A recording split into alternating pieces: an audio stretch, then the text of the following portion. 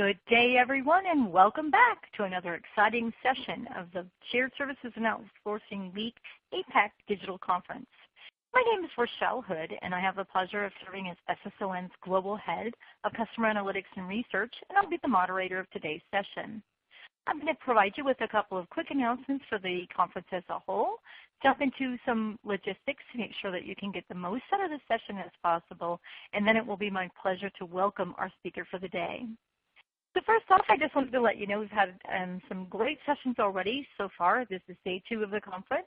We've explored topics related to talent, being competitive in the Asia market. We looked at separating fact from fiction in robotics in finance and accounting. And we had a very intriguing fireside chat with Ross Mackay from DHL on some of the things that are affecting the talent landscape in Asia as things become more digital. Also, I wanted to let you know this is the last session of the day, but we do have 3 more for you to be involved in tomorrow. We'll kick off with Continuous Improvement Meets Intelligent Automation Center of Excellence.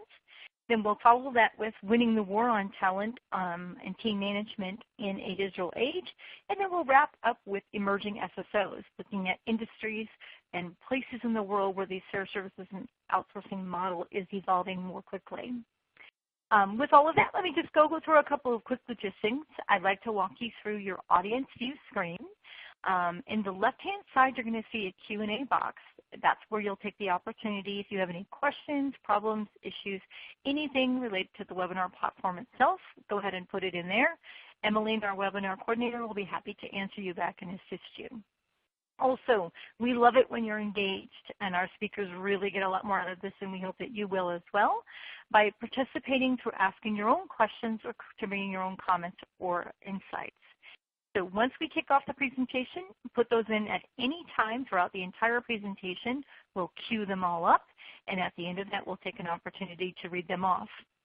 And then lastly, as far as logistics go, do want to let you all know, 1 business day from today, you'll receive an email with a link to play this session back on demand so that you can share the insights with your team, perhaps use it during a lunch and learn, and have the information extend just beyond today's session. So with all of that out of the way, it is truly my pleasure to welcome to our digital stage Gavin Ifield. Gavin recently joined AECOM and is currently their Director of Global Business Services for Asia Pacific. He's held a number of leadership roles, including 15 years recently with Wholesome ANZ, and where he was the head of their business services. And a lot of what we're going to be talking about today will be from that experience. He has led multiple business services transitions and implementations throughout Oceania and the Southeast Asia, and he prides himself on building high-performance engaged teams. Gavin's experience with business services extends to both captive, onshore, and offshore, as well as managing external business process outsourcing and third-party providers. His remit has included areas from record to report, purchase to pay, order to cash, hire to retire, and facilities. I personally thank Gavin for all of his contributions to the industry. He has served on the SSON Advisory Board. He has been a speaker at a number of our events. He's a highly engaging speaker, so we continue to get requests to ask him back. He's provided interview insights to share with our wider industry. And he brings a wealth of hands-on knowledge as he holds a business degree in accounting, and he's a member of CPA Australia. With that wealth of knowledge, that extensive background, and the eagerness to share, I'm absolutely delighted to welcome Gavin Ifield. Gavin, over to you. Thank you, Rochelle. What a great introduction. Thank you. Good evening, everybody, or good afternoon for those in Southeast Asia. As Rochelle mentioned, I'm Gavin Ifield. Really excited to tell this story today. I was meant to attend the Singapore event, but I was unable to due to some work commitments travelling through Asia. So great to share this story today. As Rochelle also mentioned, the story is really about the Wholesome journey. And I finished with Wholesome recently, and I joined AECOM in about October. So as part of the integration of the shared services, things look quite different now to what they did when I was with Wholesome. Many of the people that were responsible for this success of this integration have moved on to greater pastures, I would say, and I would also say that most of those people have moved on to some really exciting opportunities, and some of that was as a result of being leaders in the transformation of the wholesome business services over that period of time. I think that's probably the other thing I'd like to do is, when you look through this, there's a lot of fantastic slides, but really what stands behind this is the talented team that delivered it. I get the opportunity to explain that story today, but it was really them who executed on that, and that was really strong project management and really strong tower management. And you'll see that throughout the presentation. So a little bit about the Wholesome Group, and ironically it's a very similar story for AECOM. It's around the 90 to 100,000 employees. They're in about 90 countries, nearly 30 billion Swiss francs of net sales, and they've got quite a lot of operations, 2,500 throughout the world. They're considered the largest building materials manufacturer in the world. And now they're called Lafarge Holcim, which was born out of a merger in 2015.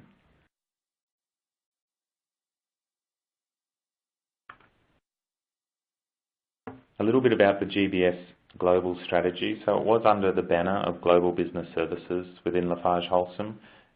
Following the merger, there was obviously lots of synergy opportunities, and you can see there by the circles. Primarily, they were targeted around those 4 regions. So you had a large shared services contingent in the Americas, with a best cost location located in Colombia. Similarly, in Europe, where we had one in Slovakia, we had one in the Africas, and the one that I'll speak about today was the APAC one, which was a location that we selected was Manila. And the story today is really about transitioning the Oceania shared services to that Manila centre in Manila.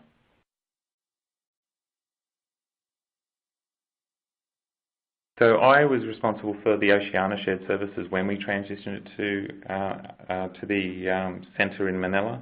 A little bit about that: it was located in Brisbane. It was a very mature shared services. It was 20 years old. It was formed out of Brisbane and out of a business called CSR. It went through quite a lot of transition during the time through to 2016 when we finally did transition it to Manila. You can see there quite a lot of greenfield SAP implementations. There was lots of mergers and acquisitions. And directly prior to the 2016 APAC integration, we integrated New Zealand to that business. So the team that ran that centre was very experienced in transformation, very experienced in transition and change, and were really instrumental in moving that to Manila. So the exam question and what we're talking about today is really how to transition a mature Oceania shared services to an APAC shared service centre in APAC.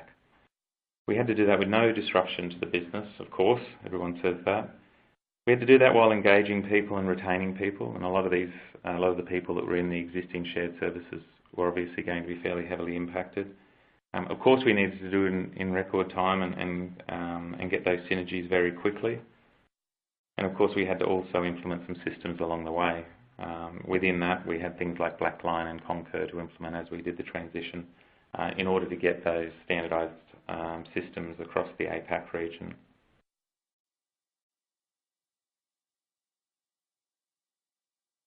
I think if you look back on the map that I showed you earlier, I guess the strategy around location selection and also whether or not we would select an internal captive model or a BPO model really had a lot to do with this criteria that's set on the screen here. Ultimately, I would say that our success came down to the captive model based on the points that are mentioned there, but primarily these people were wholesome trained in the wholesome ways. There was not a them and us mentality as a result of that. We had key long-term resources from our businesses that played instrumental roles in that transition to Manila.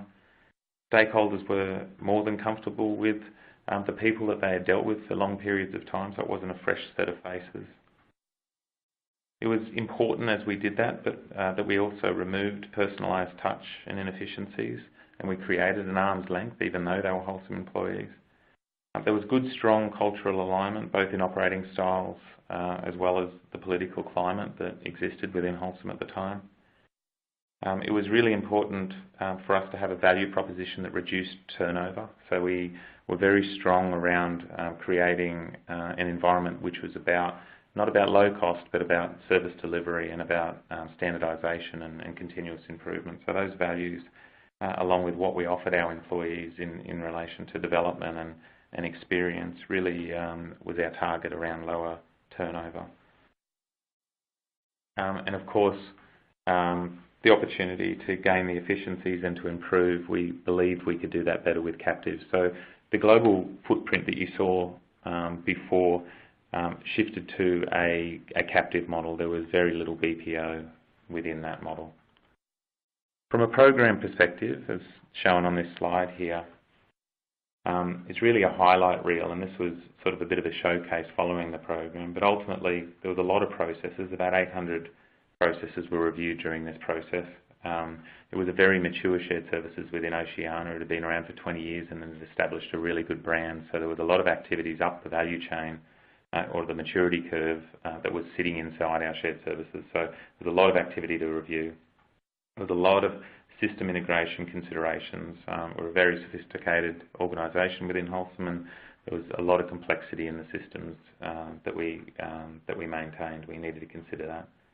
There was a strong focus on change, and you can see there that there's a large box there with all of the activities that were included within the change program. That was absolutely critical to the success of this program, along with the post-Hypercare support, which you'll see. I think there's a slide at the back end here just on the number of activities that we considered when we thought about Hypercare. We had a very balanced team, as you can see there, so it was almost a 50-50 split between team members within our Manila shared services that serviced APAC and also the ANZ team. We also had a really big focus on the activities that we performed before we transitioned versus afterwards. So we put a lot of work in the upfront transitional planning phase, which also meant that we needed a lot of the key resources from both the Manila shared services and the Australian shared services. And in a lot of cases, if you took the Manila shared services, they were also transitioning other operating companies in Indonesia and Malaysia and Sri Lanka and Singapore and Bangladesh and a few others that it meant that I guess those resources allocated to the ANZ or Oceania activity meant that impacted some of the other transition. But I guess given the nature and the size of the ANZ or Oceania business and the fact that they came from a mature shared services, that was critical in ensuring that the activities transitioned with very little impact on the business. So we're, I guess, fairly proud of that highlight reel that sat on the project overview. The other critical thing which our program manager was relentless in putting forward at every meeting and every steering committee and every opportunity was this overarching timeline. Every dot point on this timeline represented a piece of work or a step in the process. A lot of the pre-work was important to happen before anything transitioned in order to get it ready, and transition was made easier as a result. So our rule was we didn't move to the next step without ensuring that we closed off the last, and each of these activities was quite a large piece of work. It wasn't just a chevron on a timeline, but it was a considerable piece of work that involved a lot of people. It was probably one of the greatest reasons for the success of this transition was just based on the strength of the project management by our project manager who put this together. Good governance for any project is absolutely important, and that was led very heavily by a very senior steerco, which included executives from both the Oceania business, the HIABs, what we called HIABs, which was the Wholesome East Asia Business Service Centre contingent, and then it also took the resources that were the tower heads from each of the locations from both the Philippines and Australia, as well as some of the key functional leads. You can see here, these are just titles listed here, but the overall team was more than 130 people, I believe. It was quite a large contingent. It was run on a stream-by-stream basis. It allowed for parallel activity to be transitioned at the same time. And in addition to that, we had strength around activities or streams called things like change management and communications to allow that dedication. All resources were dedicated, and that was really important. So there's a little bit of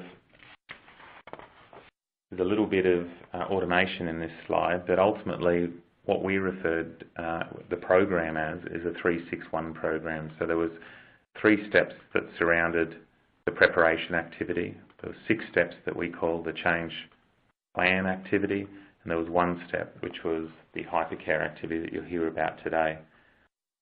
Each of these blocks of work helped us get to the end state. They were critical elements, and they were rigorously followed. Each of these, I would say, were, I guess, critical to the success of the program. And you'll hear a little bit about these today. And I'd say one of the lessons that I've learned as I go through here is not to underestimate the power of these individual activities. So if we step into the first one, which is what we call the current state assessment. So this is really about understanding what are the activities that sit within the organisation and what's the criteria in which we're going to assess them by in order to assess whether or not we want to transition them to the Manila Shared Service Centre. So with a detailed understanding of the current landscape, we mapped it to what we call the global taxonomy, which is a cool word for end-to-end process steps that we had in an end-to-end process map or chevron map of identifying the groups of activities that fit within each of the towers. It identified the detail, which is the how manys and what systems, etc., that were impacted by this. The other important fact was the impact on business, the risk, mitigation, or migration issues, and the process variation. And these were mapped, as you can see in the red box, they were mapped to roles, not always the roles that they sat in before, but certainly for the workforce plan we had to identify what were the activities that were going to fit into the roles in the future. And of course they were then mapped onto process maps and work instructions like any good governance or framework around this type of activity.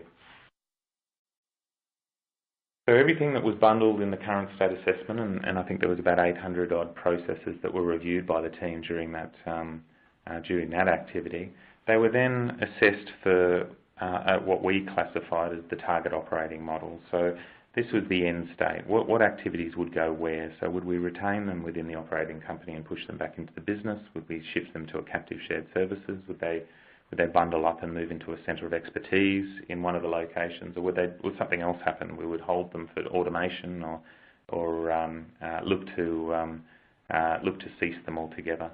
The target operating model was a really systematic, was a quantitative approach. It removed a lot of the qualitative or opinions, as I call it.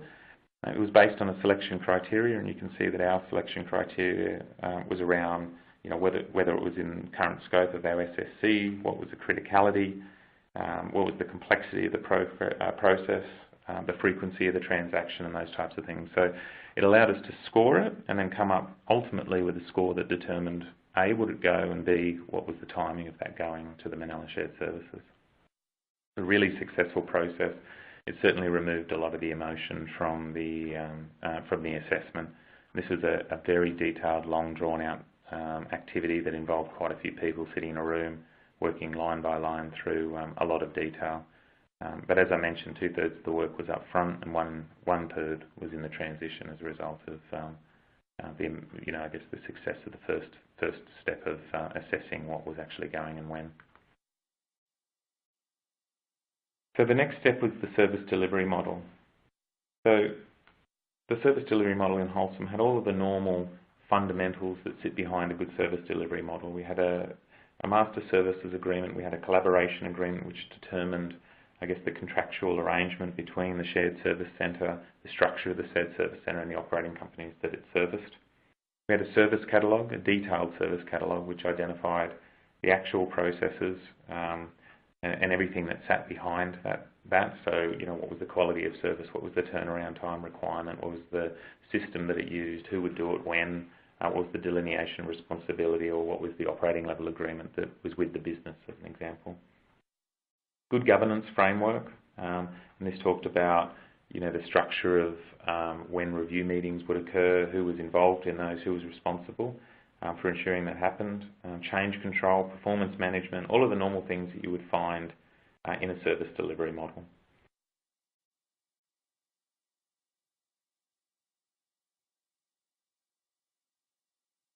When you get into the more detailed part of the service delivery model, and this was critical because at the time a lot of these processes had procedural documentation, but they didn't roll up into a service catalogue or a more detailed level 4 or level 5 process map where we could really delineate responsibility and touch points and handover points.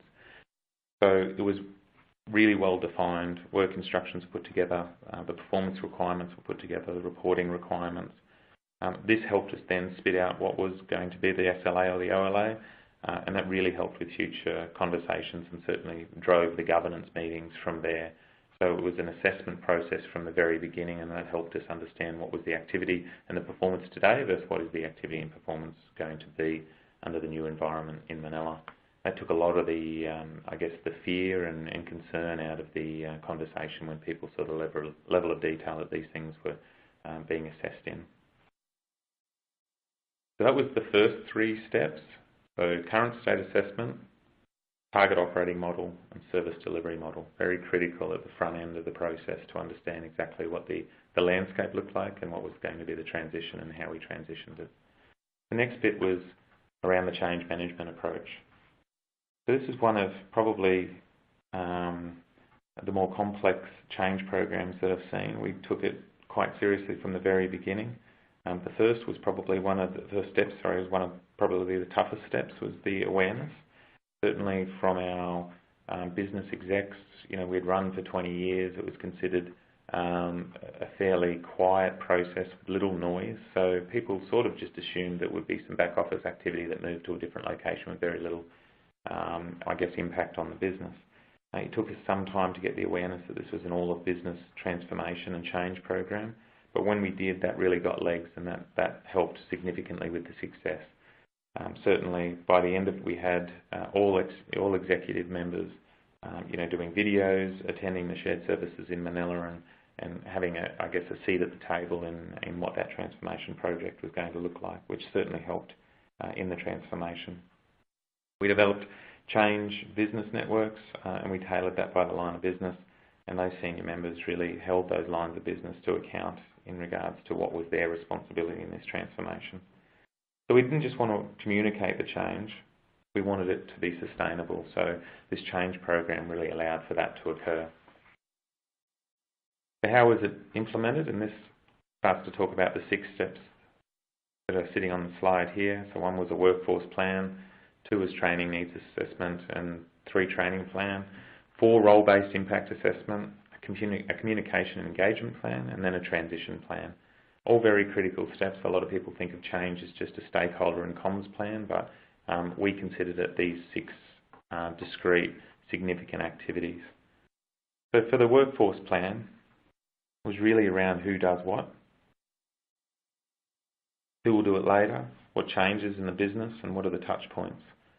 So that was, I guess, the first step. Then the next one was bundling up the activities and understanding what activities would be done in Manila and what sort of workforce would you require to do that. What contingent did you need for a short period of time afterwards, and what did you need to retain in the operating company to then manage the touch points that were different as a result of the change that had taken place, particularly with proximity. A lot of people are used to working with the shared services onshore that they have very close relationships and personal relationships with, so the touch points changed and the responsibilities changed, and we had to not just define what workforce we needed in Manila, but what changed within the business itself. So in the training needs, it was about the new roles, of course, and the changing roles, but it was also about those business interactions. We had some new systems, so we also had to understand what the training needs were as a result of that, and then obviously then rolled into a training plan. The role-based impact assessment, this is an activity that came about midway through the program where we tried to assess what was going to be the impact on the business. The business still hadn't really accepted that there would potentially be change for them, or there was I guess, little engagement within that process.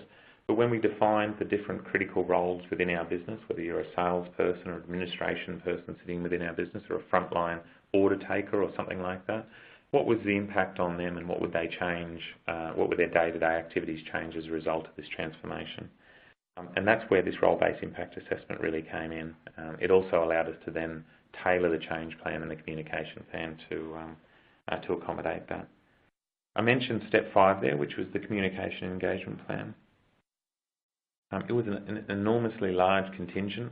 It was taken really seriously. Some of the activity, we started normally, like you would normally would, with a stakeholder plan. We assessed who needed to know what and when. That helped us then develop the communication engagement plan. But we did everything from executive videos where they stressed the importance of this transformation and I guess some of the cultural sides of things as well. So, doing business in Manila and some of the, the cultural alignment or cultural differences and just how we would operate going forward. We did posters, we did, pocket cards, we had teleconferences on a regular basis. We had quite a bit of travel between the two centres so that people could touch and feel the new environment and certainly understand the new people that they were going to be interacting with. And that was critical in that communication phase, or the communication plan was to really have that that level of interaction on a regular basis with the business in a planned way and with a structured approach. So then we head into the actual transition plan, and this didn't occur until probably 2/3 of the way through the project. The transition plan was then really about what would change and when, and the individual activities that needed to occur. What were the stage gates or the stop points or the go no goes? Who needed to sign off? Who needed to front off and say whether they were ready or not? And this really all fitted into the transition plan. It was a critical step, like all of these 6 steps, which is why we call it the 3-6-1 plan. And it was just the last piece of the pie before we thought we were ready to actually transition. So that's the 3 and the 6, as I mentioned. It's a 3-6-1 plan. Before we jump into the 1, I think one of the points that I mentioned at the beginning of this talk was really around, I guess, the strength of the people that sat within the team that transitioned it. I think within my management team alone, I had more than 60 years experience within Holston, and within the broader business services team, and you're talking about 60 or 70 FTEs in Oceania, we had more than 400 years experience. It really came down to the people. Some were there when they started, when we started the BSC back in 1997. And I think what became evident to us was what was important to them was really leaving a legacy. It was about the transition being successful and them leaving their businesses, which they cared about, with a team that would then support them, support the same activities in the same way to the same quality in the future. That was really their legacy that they wanted to keep. So I think we as a leadership group, we latched onto that a little bit, and we created what we call the legacy program. I believe this was fundamental for our engagement throughout the program. There was nearly 6 to 12 months of activity where people had uncertainty and there was risk around roles and they were being asked to do things that were potentially challenging given what their future would look like. But as a result of this legacy program, I think, and the workforce plan around engagement, I think the team did a really good job in coming together. There was a gala dinner at the end, and you can see some of the pictures there around some of the activities that occurred. But the team came up with these activities. They created a poster, as you can see there, with handprints and messages to the Manila team, and one of those stayed in Australia and one went to Manila. And there's all sorts of symbolic activities that occurred in order to what we call maintain the legacy, a booklet almost of 20 years of history that was put together. So the team came up with this legacy program, and that really engaged them through all the way through to the end, which was really inspiring, I think, as a leadership team to see just how engaged people were with ensuring the success of the ongoing operation post the transition. I know this is one of Rochelle's favourite slides just because it's got a Care Bear. So for those who don't know the Care Bear, which shouldn't be many, the Care Bear is a cartoon character, and as you can see, it's got a big heart there. So it's symbolic, I guess, of the post-implementation activities, or the one that's in the 361 step program around just the importance of post-transition hypercare activity. So there was a whole heap of activities, but there were things like daily huddles, weekly change network meetings and business unit meetings. That was really to make sure that we gathered feedback along the way. The executive, we didn't dismiss the steering committees and those sorts of good governance models till well after the program had continued under a normal operating environment, or the new operating environment. We started the governance models around the strategic meetings and quarterly performance and monthly governance meetings with the Manila Shared Services and the operating companies that we now supported. And there was obviously pre, during and post month-end activities, meetings, more granular levels to ensure that things like the month-end close process was seamless as well. In addition to this, which you don't see here, is the retention of some key resources, and I'd say that was one of our other key learnings. We had some key resources that stayed on for a little while. There wasn't enormous capacity utilisation of those resources, but they were critical in just the smooth transition. They had built the relationships with the Filipino team. They'd been fundamental in the past and the transition, and their presence really maintained confidence with the business, and also just resolved certain issues that would potentially have caused noise or disruption to the success of the transition. So that hypercare model was absolutely critical. But I think I've said critical for all my 361 processes, so you can just probably say that the whole 361 process, in my view, is critical. So I think, before I jump to the questions, I did put this photo on here, and I put that there because this was probably, this is for me personally, it was symbolic of one of the final steps. So this is the official signing of the Master Services Agreement and Collaboration Agreement with some of the colleagues in Manila, or the executives in Manila. And if you can look really closely at that picture, you'll see just the thickness of that contract. So you can see that these sorts of transitions on the surface, while there might just be a few slides, there's quite a complex setup. We had made the decision early on that our shared service centres in our best cost locations were going to be stood up and run as independent entities, so to speak. And that's really what this MSA represented. So I think I move now to a little bit of lessons learned. So I'll plough through these, and then I think we'll have plenty of time for questions, which I welcome. There's a lot in this, and I'm sure that each of your centres is going through its own journey and has its own is at its own stage, and can potentially get something from this. But ultimately, for us, honesty and transparency with our people was critical. It was something that we decided on very early to be honest and transparent up front. So we did that even pre-signing off the business case, and we led the team through that process well and truly before any activity shifted to our Manila Shared Service Centre. Experienced project management. So we brought in an experienced project manager, and her name was Victoria Fury, and she was an absolute critical piece to this puzzle. She brought structure, discipline, and she was rigorous in ensuring that we hit our stage gates and made sure that we didn't stray from scope and so forth. So she was absolutely critical. A strong change program, and I'm a big believer of change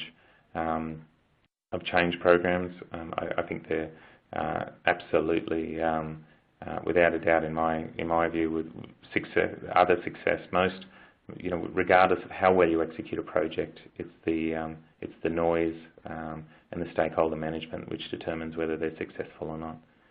We led it from our operating company, so this wasn't led by a bolt-in transition team out of a shared service centre in Manila or anywhere else. It was led by the Oceania team, and I think that really helped with engagement in ensuring that the activities transition successfully.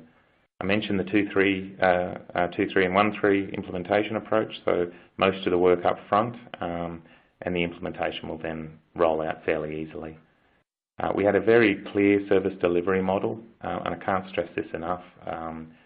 From my experience, all shared services and BPOs are very similar in their service delivery models. There's some key criteria that make a service delivery model, and if you abide by that and you fit into that, then it reduces, I guess, the complexity and noise, and it also makes it a very smooth process because you're trying to hit a very standardised approach along the way, rather than a custom approach, which is usually where they come from when you're building something like this.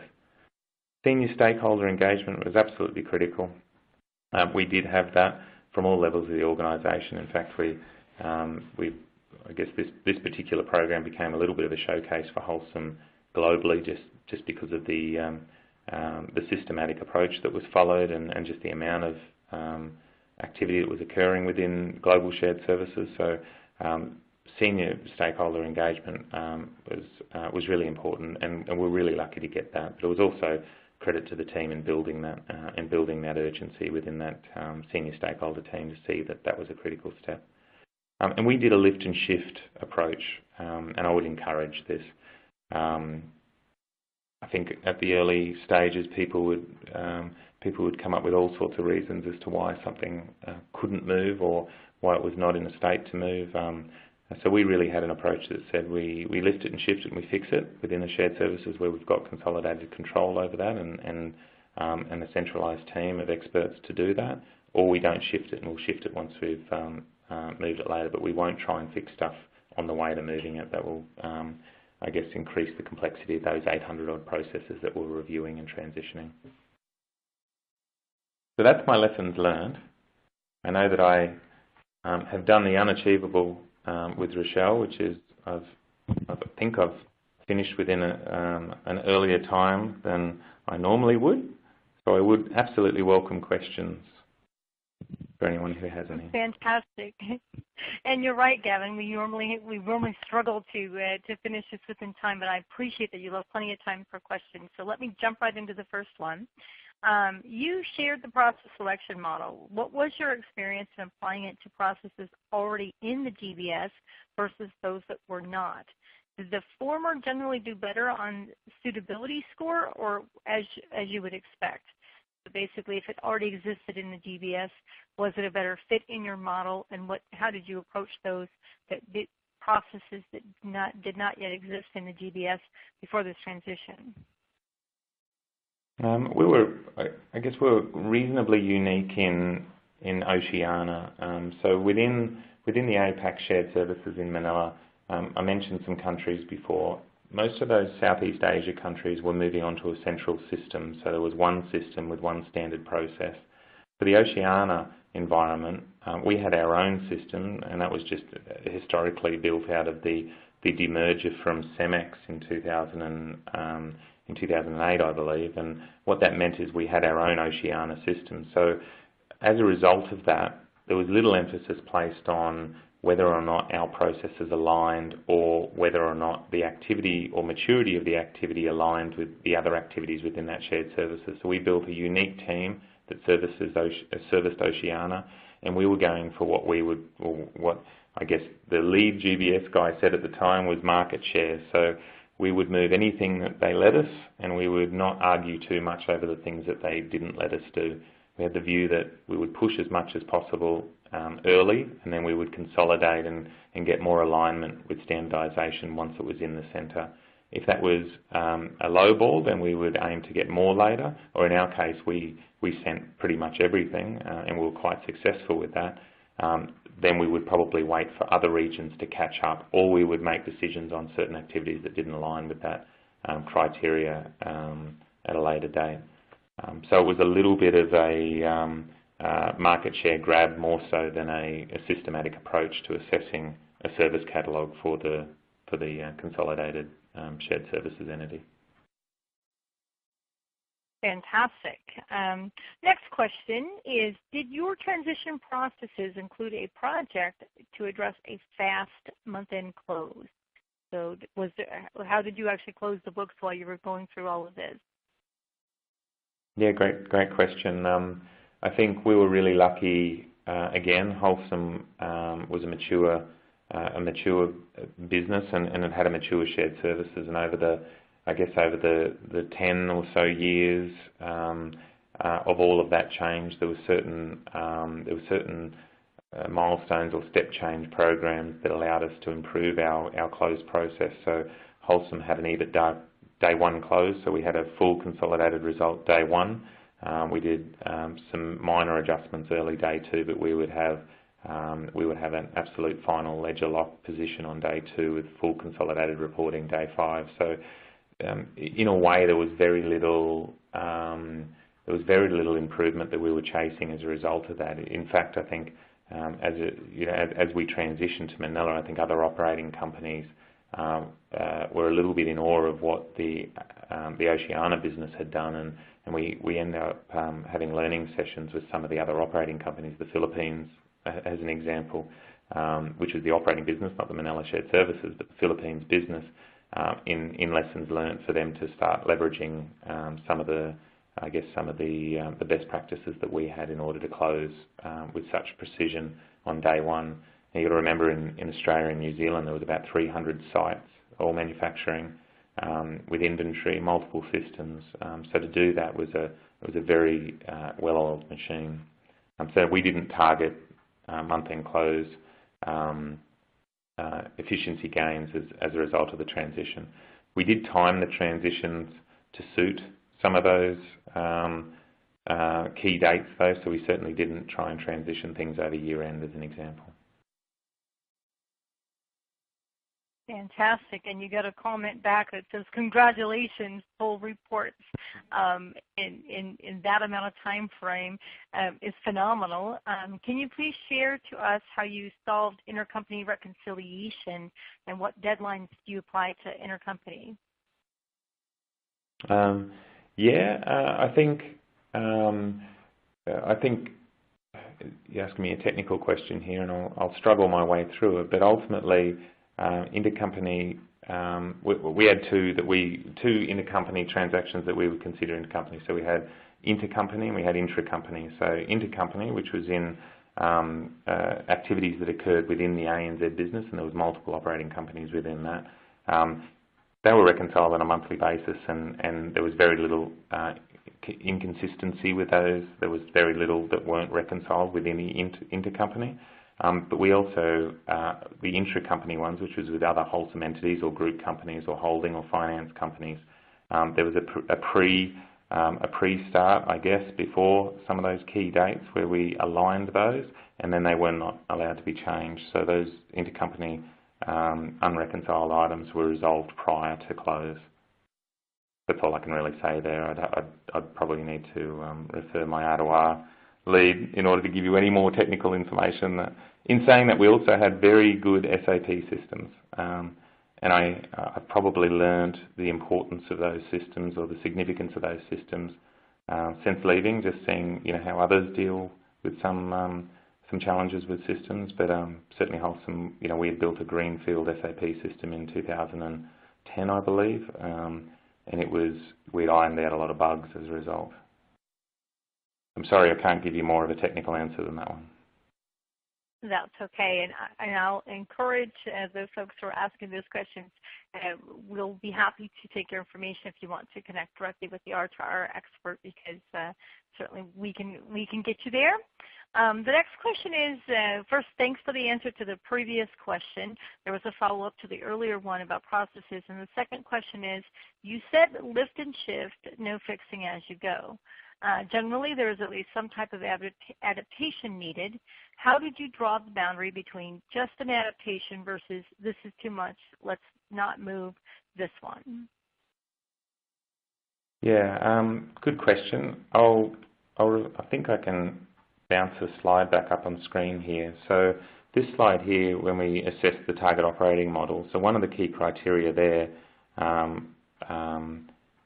was around the ease of transition, and really what that, some of the fundamentals within that criteria determined what was the state of the activity. So was it, and whose opinion was it that it was either in a good state or a bad state?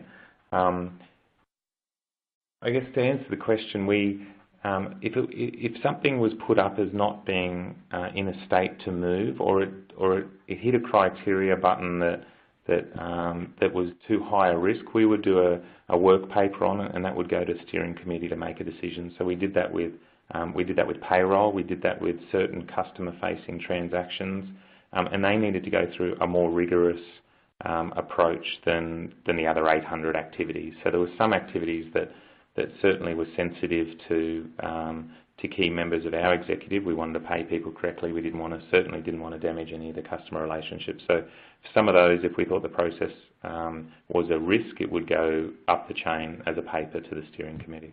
But for the rest of it, most of it was just done by the teams that were the experts, unless there couldn't be a decision made. Fantastic. So the next comment here brings a couple things together. You talked about, and I personally can say that I know how fabulous that Victoria is, and how critical her program management was to the success of this. You also talked about the buy-in from the fact that this was led by an operational team, so hands-on people who had done the job versus somebody just been plucked and put on the project. I'm guessing that you got approached with why not use a consultant. And so how did you ward off the not using a consultant? And also, how did you really gain an understanding of what to do? Because while you brought a strong project management model in, it seems that probably most of this team wasn't experienced at doing this before, which is why people normally bring consultants in. So what did you do to gain knowledge on how to do this specific type of work and then apply those project management tools? Yeah. I think we did there's a whole range of things that we did. So we quickly tried to educate ourselves. So we did I don't know if I'll get shot for saying this, but we spent nearly $1 million in travel. So some of that travel was to Manila, and we visited other, world-class, what we would consider world-class shared service centres, and things that we wanted to model ourselves on in Manila. And by visiting those, we really plucked out certain key areas that we thought were really important for our business and our governance model or our framework for assessment. And some of that was around things like transition approaches or even things like, recruitment partners in Manila and how to ramp up FTEs very quickly or search certain, key executive roles as an example.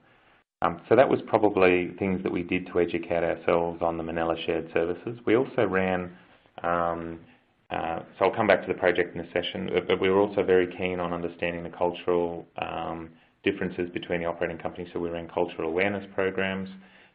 From a project management perspective, our project manager, Victoria, did have some systematic approaches, but it was also very adaptable. And I think one of the strengths of this program was it adapted to the Wholesome way. Wholesome had a very strict project management approach. So, like any project methodology, whether it doesn't matter what it is, Prince or whatever, they've all got certain stage gates that you follow, and we followed a strict project management approach.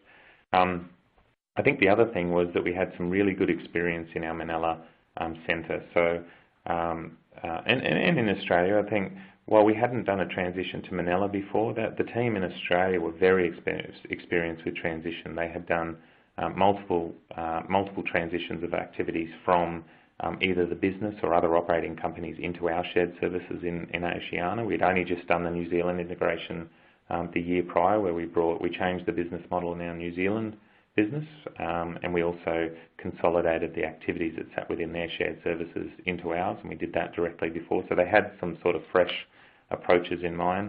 And on top of that, we had very strong experience in our service centre in Manila when it comes to service delivery. So some of the ideas that came out of there, we adopted or we rebranded or we evolved into something that was going to suit the model. So I think A, we had some good fundamentals, but B, we were flexible in the approach to make sure that we adapted that to the organisation's own sort of cultural or political environment when it came to how they like to manage projects. So that probably answers that question. What I would say is that along the way, everyone's going to have an opinion on why something won't work, or why a different approach should be used, or why you've missed a certain stakeholder group, or whatever it might be. And I think the challenge with this stuff is to try and reduce the noise and let your project team just float through the steps, or follow the bouncing ball, as Vic would say, along the different project steps, and be relentless with it. Don't allow exception. If somebody wants to change scope, push it through a change request process. If somebody wants to pull something in or out of going, then it needs to follow the criteria, and needs to sign-off process. And I think it was more about the fundamental structure than it was about the individual steps or the templates. You could use any number of different processes, but it was probably the rigour that was put around it that helped us. Fantastic. And in that information there, when you were talking about the cultural awareness programs, and I know you've spent a lot of time back and forth between the two sites, what stood out to you? Because there's a lot of folks on the call today that are looking for a similar type of region change. What was something that was maybe surprising or unexpected in terms of the cultural differences, and maybe an example of how you help coach the team through how to handle that differently? Because you have a very warm, hands-on touch with the team that you had in Australia, and I'm curious what you learned from that cultural awareness program, and specifically maybe if you can cite an example of where there was differences. Yeah, it's something I'm really passionate about. I'm just trying to figure out where to start with this one. You're right, I've spent a lot of time in the Philippines now as a result of the Wholesome program, and now with AECOM I've had in my first month, I've had, I guess, the privilege of travelling through a lot of the Southeast Asia locations, Singapore and Hong Kong and China and Taiwan and a few others, India as an example. And I think for Manila, the thing that stood out to me, or the thing that was quite unique, was the service mentality. I think the Filipinos were very process, very service oriented, so that was a very different model to the highly custom, highly personalised service that the Australians had. So there was a lot of experience and a lot of personalised service in the Australian business, which made that successful in the BSC, or the shared services. And there was a lot of disciplined process, good service delivery, and client or a service focus, which was really strong in Manila. I think what made the cultural awareness successful was an appreciation of both of those, I guess, attributes of the different locations, and capitalising on both.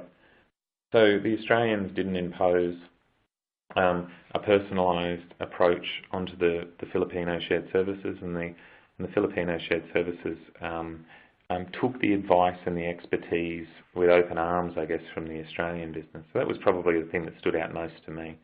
And it was also, I guess, an acknowledgement of that, which made that piece successful. I think if the Australians had expected the Filipino team to have the knowledge of them of 400 years day one, and to know, the guy that sits out at Gundawindi plant in some remote location in Australia, and to know that person requires these personalised services, it would never have worked. The Australians had to appreciate the service mentality, and also the strong process-oriented culture of the service industry in the Philippines.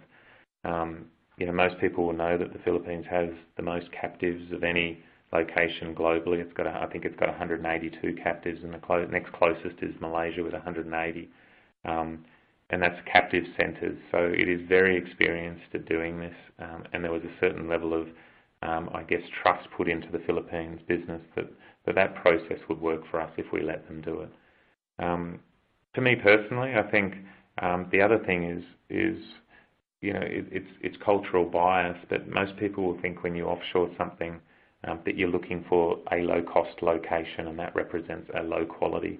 I think the biggest thing that we now say within our business, and certainly something we say within AECOM, is it's not about low-cost location, it's about best-cost location. And best-cost location certainly means you need to maintain a level of quality. So what we've experienced is a very aligned culture. It's got a certain level of American, I guess, background. There's very good English in the Philippines. The new generation, the millennials, they're exactly the same as the millennials here. You've just got to remember that these guys are people doing exactly the same thing that our people are doing in Australia.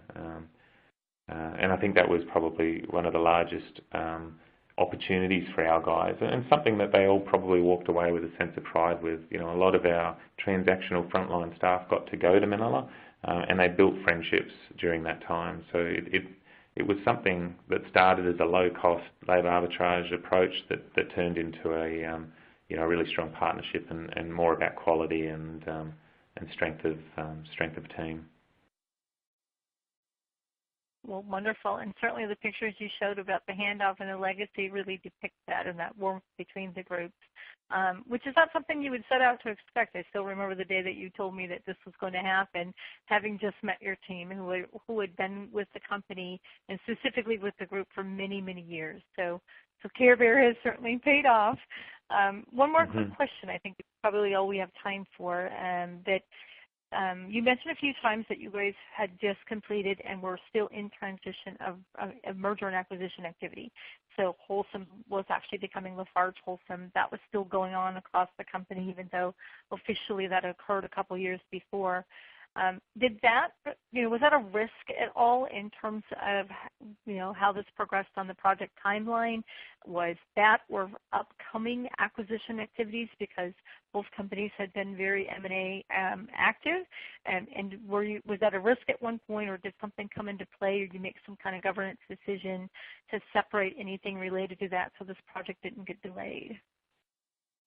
I think one was probably as a result of the other, opposed to in conflict with each other. So the merger happened in 2015, and I can't remember the exact number, but it might have been, I think there was a targeted synergy benefit for the combined entity of 1.6 billion, and the shared services roadmap was certainly part of that. So you saw all of the dots there, and some of that was some of that is IT and some of that is BSC, but certainly the synergies of a best cost location servicing multiple areas and consolidation of systems, consolidation of process, and then process improvement and automation was critical in that synergy realisation. So there was a motivation not just from the shared services but from the operating companies to make this an effective process. Certainly our global CEO at the time really drove those synergies, and you'll remember the names, I guess, if you look them up. But that was the headline. There was an enormous. This is, I think, one of the largest mergers ever, or of its kind by far, and there was certainly a lot of shareholder expectation to realise those synergies. So I think, in a way, that actually was a catalyst for us, opposed to an obstacle. Fantastic. Well, sadly, as you know, you and I can go on all day talking about this, but I really want to commend you and the entire team for truly a success story, but also for putting it together. The 361 is not only a template of what to do and things to learn, it's also a great recipe for success. So well done to all of you for that. And with that, I want to thank everyone who's joined us on the live session. A special thank you to those of you who are listening in for the on-demand session. And I want to just make a couple of quick announcements before we close out. I mentioned we have one more day of Shared Services Week APAC Digital, so please join us tomorrow where we have 3 exciting sessions. We're kicking off at 9:30 a.m. Singapore time with Continuous Improvement meets Intelligent Automation. And then we'll follow that on at 12 p.m. Singapore time with Winning the War on Talent, looking at leadership and talent management in a digital age. And then we will wrap up with, at 2 p.m. Singapore time, the emerging shared services and outsourcing model. Where are we seeing it in new industries and new locations?